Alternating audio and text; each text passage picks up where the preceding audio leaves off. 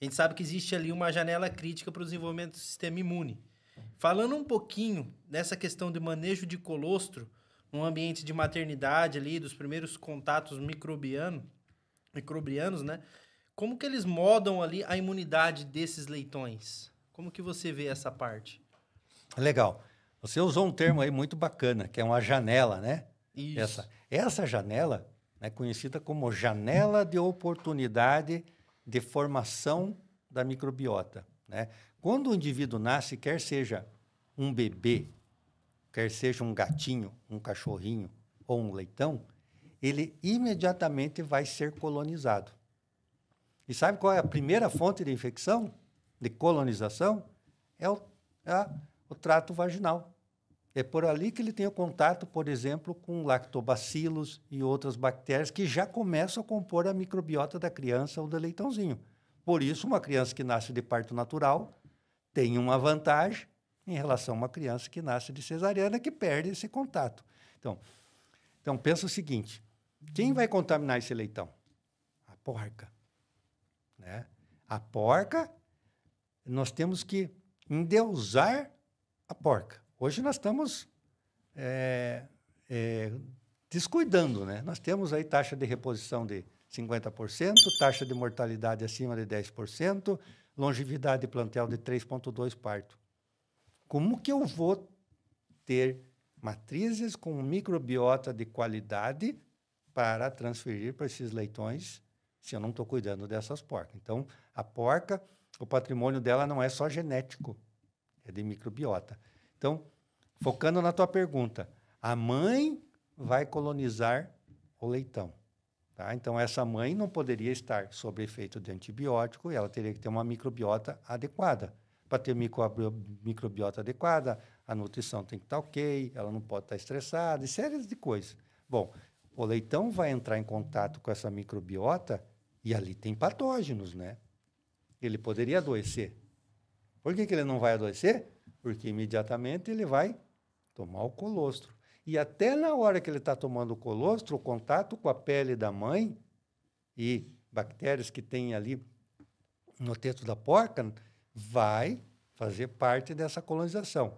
Então, ele ingere uma proteção que é gigantesca, proporcionada por anticorpos, por células de defesa que transfere da porca, mas por um motivo muito óbvio. Para que tem uma proteção tão grande? Porque ele precisa receber uma colonização para fazer o treinamento da imunidade inata. Então, a natureza é perfeita. Ela fala, eu te dou um guarda-chuva e vou fazer chover. Mas você não vai se molhar, porque você está com o guarda-chuva. E aí, o que a gente faz? Usa um monte de antibiótico, você não deixa chover. E ele está com o guarda-chuva armado.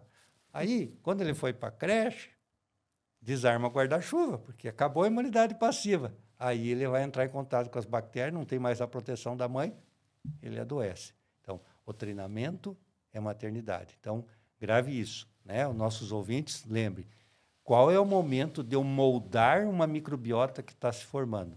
Maternidade. Vale para você que tem um bebezinho, para os ouvintes que querem ter filho ou que têm filho, né?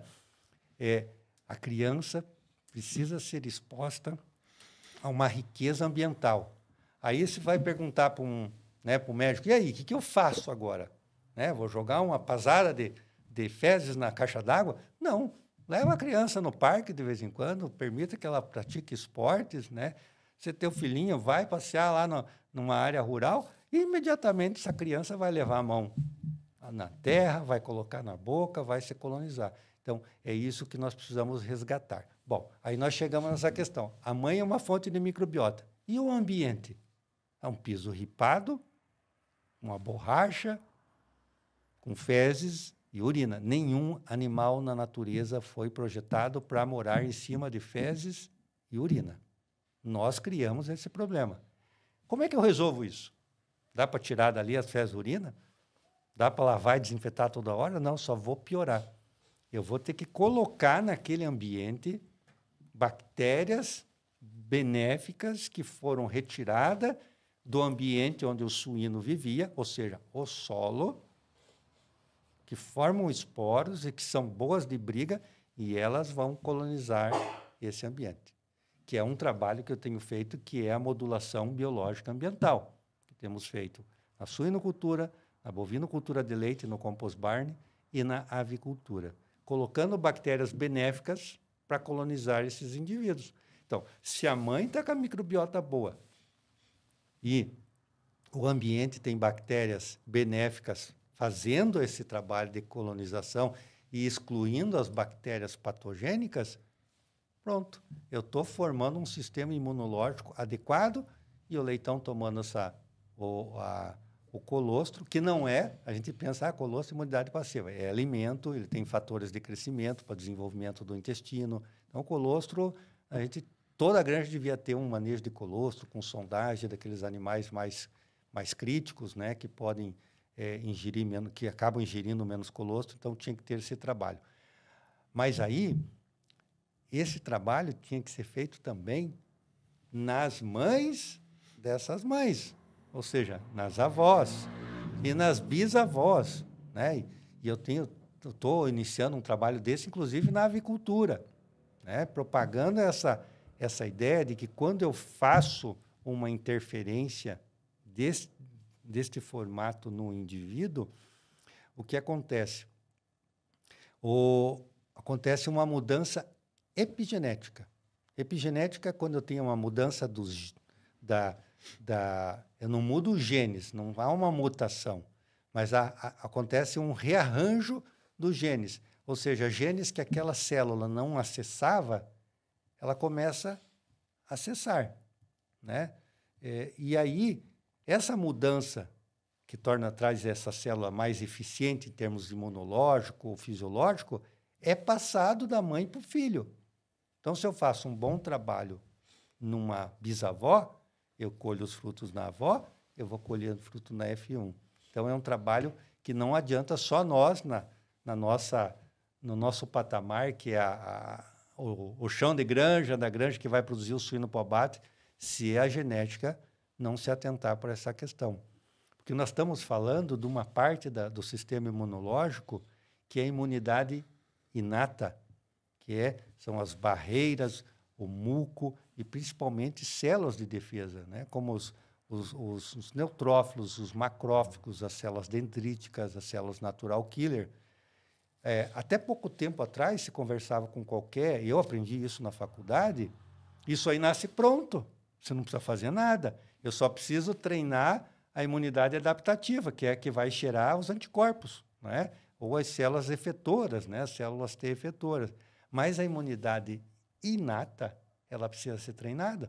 Por isso que tem o piá de prédio e o piá raiz. Qual a diferença entre eles? A imunidade inata foi treinada. E a imunidade inata, qual é a grande vantagem dela? Vitor e Léo, agora que eu percebi, rapaz, vamos fazer uma cantoria, né? Daqui a pouco puxa o violão aqui, né? Fazer a música da imunidade. A imunidade inata! Olha que interessante, a imunidade inata, ela não é específica, né? Ela protege, ela tem um range, né, muito maior. Os vertebrados evoluíram e desenvolveram a imunidade adaptativa. Mas olhe quantos seres, né, não superiores como nós vivem só com a imunidade inata. Então, ela é fantástica. Por exemplo, a célula natural killer, que eu acabei de falar, ela é a célula que uma célula que mata células infectadas por tumor, infectadas por vírus. Então, não é só bactéria que nós estamos falando, né? E o nosso suíno, ele não é mais suscetível, por exemplo, a uma influenza do que o suíno de antigamente?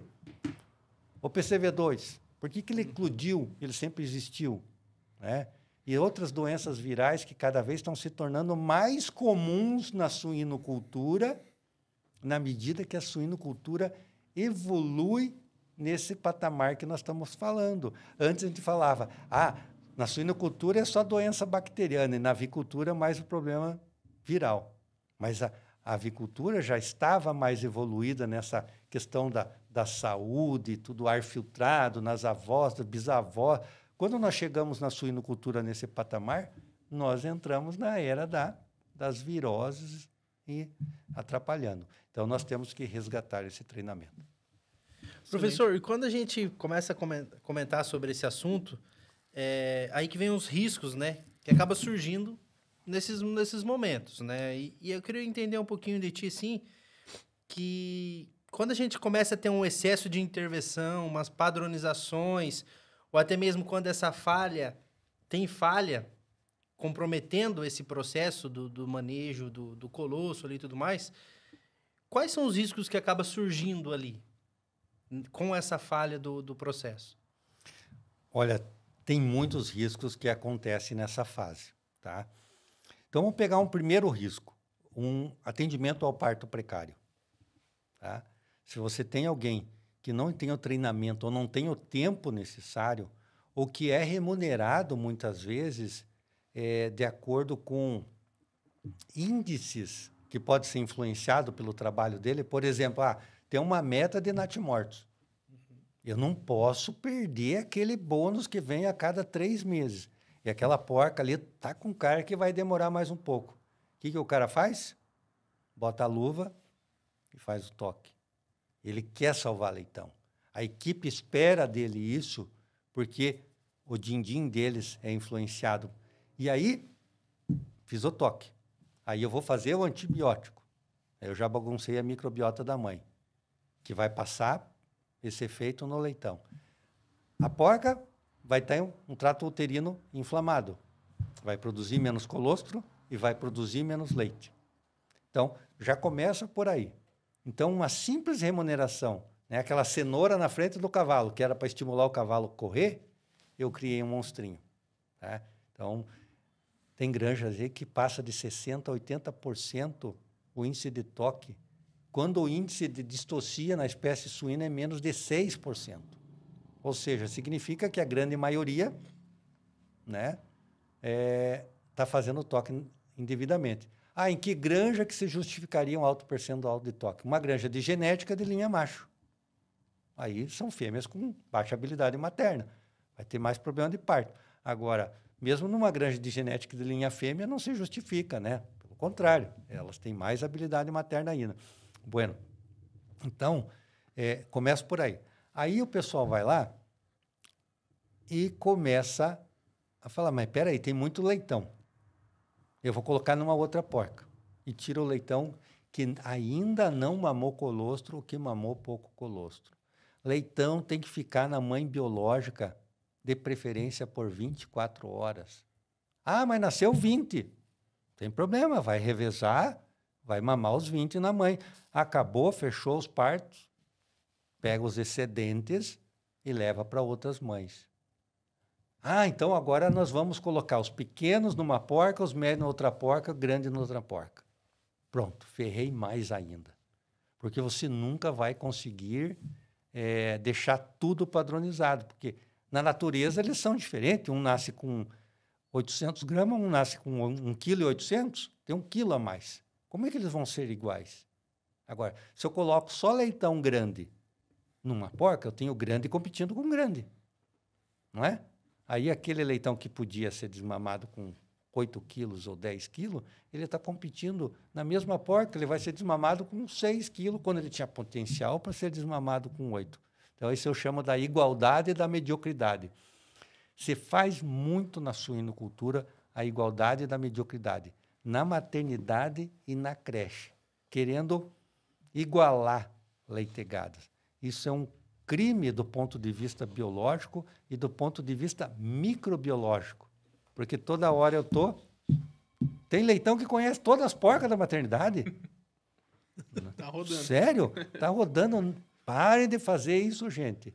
Mas não pode ficar um pequeno, um médio, um grande. Quem falou? Aonde vocês tiraram isso? E o funcionário de granja, por cuidado ou por alguma coisa que vem, acho que quando ele assina o contrato, imediatamente desce um chip na cabeça deles falando assim, equalização.